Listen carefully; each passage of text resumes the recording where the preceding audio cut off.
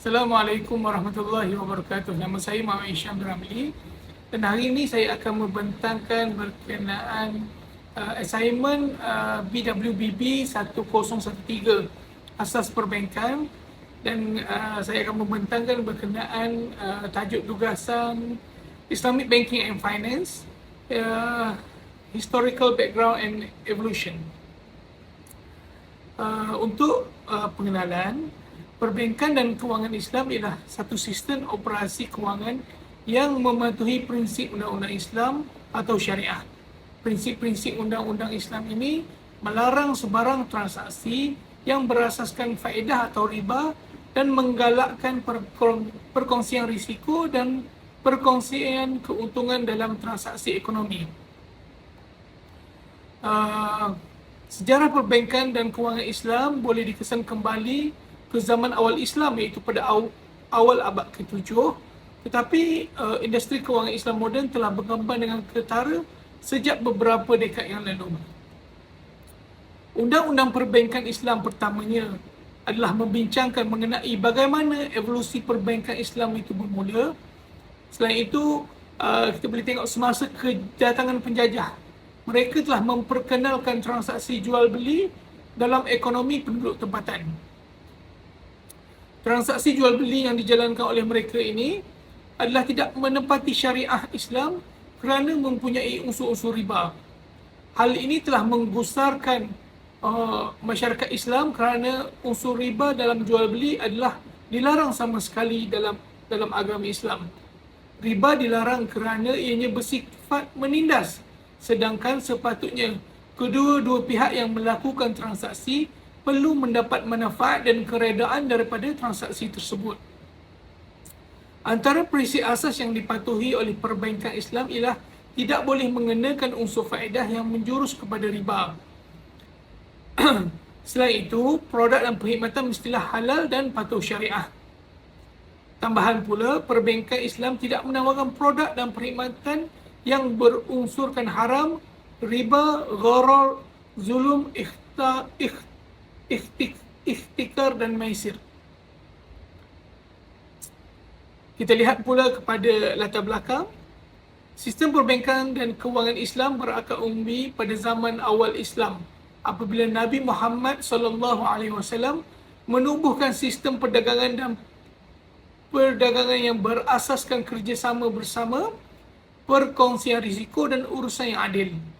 Al-Quran dan hadis, iaitu perkataan dan tindakan Nabi Muhammad, telah memberikan panduan dalam hal ekonomi dan kewangan dan telah mempengaruhi perkembangan kewangan Islam selama berabad-abad lamanya. Jika kita lihat kembali kepada sejarah, Bank Islam moden pertama telah ditubuhkan di Mesir pada tahun 1963. Tetapi tidak sampai beberapa tahun, perbankan dan kewangan Islam mula mendapat momentum. Ini adalah disebabkan oleh pertumbuhan negara-negara yang mempunyai kuasa minyak di Timur Tengah dan keperluan untuk mencari jalan untuk melabur lebihan dana yang dijana hasil daripada ledakan minyak yang dijumpai oleh mereka tadi. Perbankan konvensional yang sebelum ini dipraktikkan oleh penjajah tidak mematuhi syarat-syarat dan rukun-rukun transaksi yang telah ditetapkan oleh Islam. Oleh itu, pakar ekonomi Islam dan para cendekiawan Islam telah melakukan kajian yang signifikan untuk membangunkan sistem perbankan Islam. Hasil daripada kajian yang telah dijalankan, wujud mekanisme alternatif kepada sistem perbankan syariah yang telah dikenali sebagai sistem perkongsian untung rugi. Sistem ini adalah selari dengan rangka kerja ekonomi Islam yang bebas daripada amalan riba ataupun bunga. Pada tahun 1975, sebuah kejayaan besar telah dikecapi apabila terhasilnya Bank Perdagangan Islam yang pertama di Dubai yang dikenali sebagai Bank Pembangunan Islam ataupun Islamic Development Bank. Di Malaysia pula pada tahun 1963, institusi kewangan Islam pertama telah ditubuhkan, iaitu Lembaga Tabung Haji.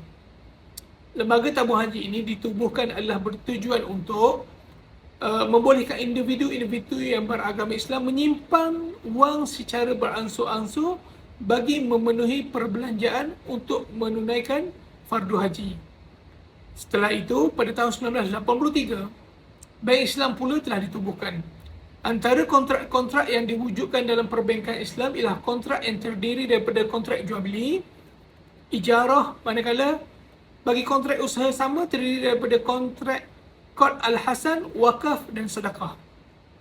Sekian daripada saya. Part seterusnya akan disambung oleh sahabat saya Rafizi. Sekian, wabillahi taufiq wal hidayah. Wassalamualaikum warahmatullahi wabarakatuh. Terima kasih. Keterangan mengenai latar belakang sejarah dan evolusi perbankan Islam.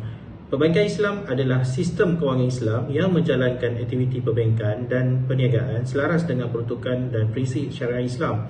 Ia mengikut kepercayaan dan prinsip perundangan Islam yang berkaitan dengan perdagangan dan perniagaan yang dipanggil fiqh muamalah atau peraturan Islam mengenai transaksi.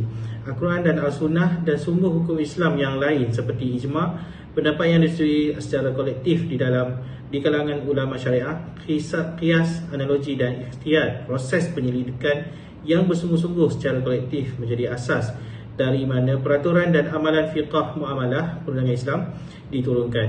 Perbankan Islam mengelak semua aktiviti yang dilarang seperti riba, garam, pembiayaan perdagangan haram dan perniagaan seperti minuman beralkohol, lucah, perjudian dan lain-lain. Perbezaan asas antara perbankan Islam dan perbankan konvensional ialah perbankan Islam berdasarkan prinsip syariah, manakala perbankan konvensional adalah buatan manusia semata-mata. Oleh itu, semua aspek urus niaga seperti ciri produk dan pendekatan perniagaan diperolehi daripada undang-undang syariah yang membawa kepada perbezaan yang ketara dengan bank konvensional. Bank Islam tidak berkompromi dengan peraturan syariah Islam walaupun ia adalah organisasi yang mengaut keuntungan. Perbankan Islam tidak berasaskan penetapan harga dan pertukaran wang dan memperoleh faedah seperti yang dilakukan oleh bank berasaskan faedah konvensional. Tetapi ia adalah sistem perdagangan di mana perangan dan perkhidmatan dijual dan modal dilaburkan dengan mengambil risiko untuk memperoleh keuntungan patuh syariah. Ia berdasarkan perintah Al-Quran di mana perdagangan telah dibenarkan dan riba telah dilarang.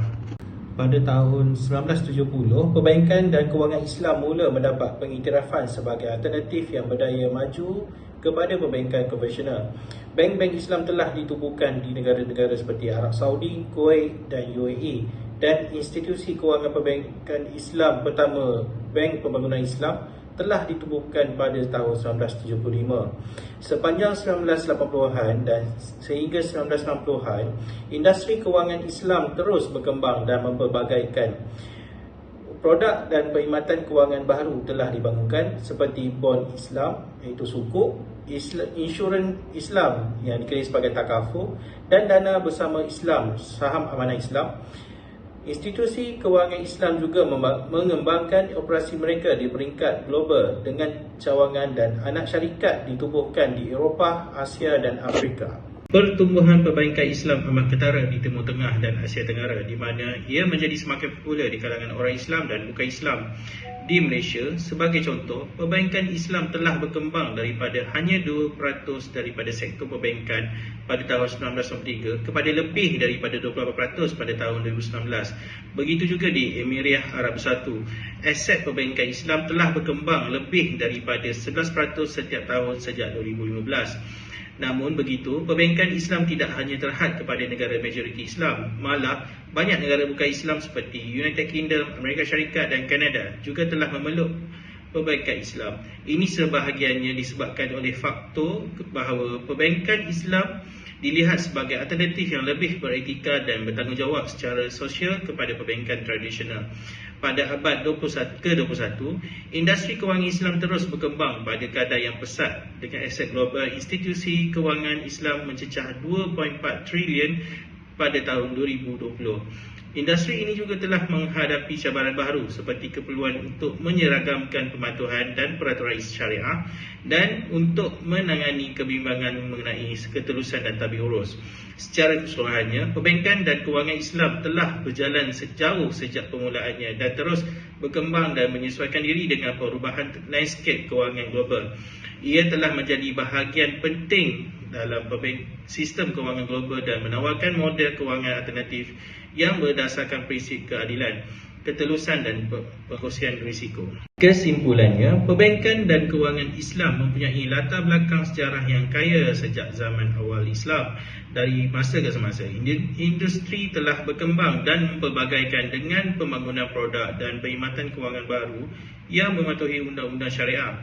Pada zaman moden, industri telah berkembang dengan pesat dan telah menjadi bahagian penting dalam sistem kewangan global dengan institusi kewangan Islam beroperasi di bahagian yang berlainan di dunia.